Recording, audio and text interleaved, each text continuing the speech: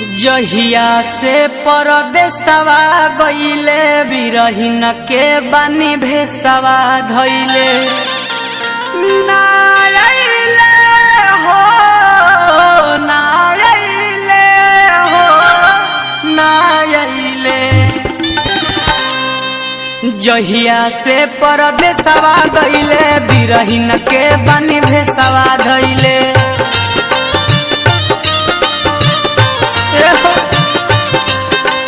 जहिया से परदेसवा गईले बिरहिन के बानी भेसवा धइले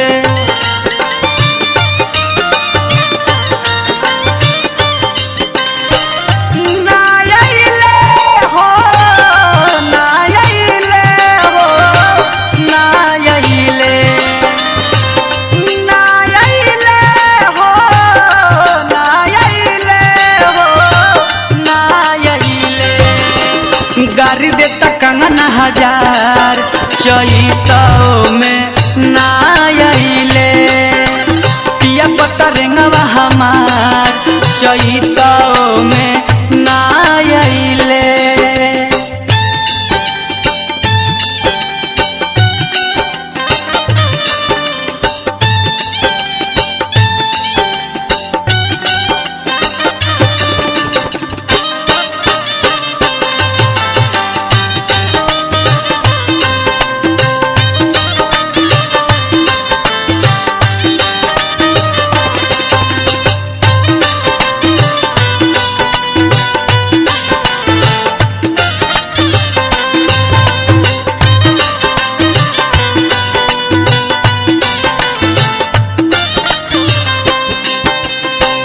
यही चैत के महीना में अकेले खेत में कटिया पिटिया करतारी उनकर याद आवतानु दहक दहक के रोतारी कहतारी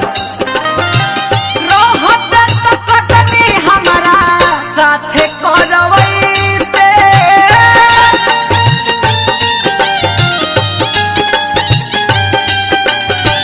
भारी बोझ देख हमारा माथ पर उठाइते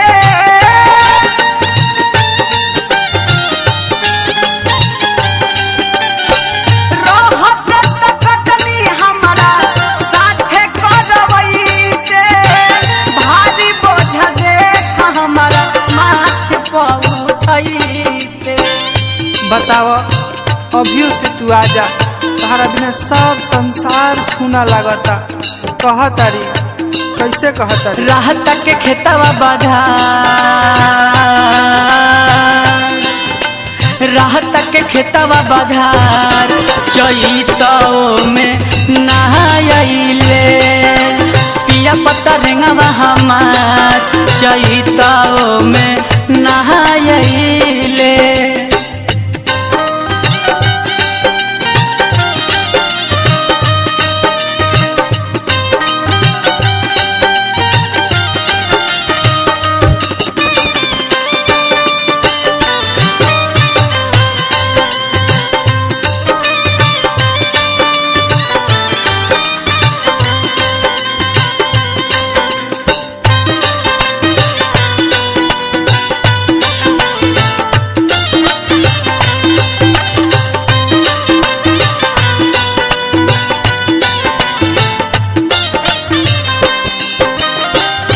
ए सजनवा आखिर हमर का गलती बा का कसूर बा सब कर सवाल अपना अपना घरे बारन आजा तू आजा सब कर सवाल बारे सब के घरे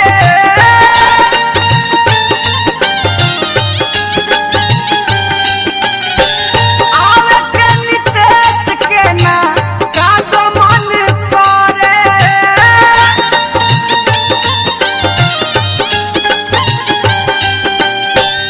आखिर काहे कौन गलती के सजा देता आजा आजा ए राजा आजा सब कर सवाल बारे सब के घरे आवे के नितेश के ना का तो मन करे। ए बलमा अब दिन कटात नहीं खे रात के पीड़ा सहात नहीं खे। आजा आजा। बढ़ता जवानियों के भार, बढ़ता जवानियों के भार, चैतों में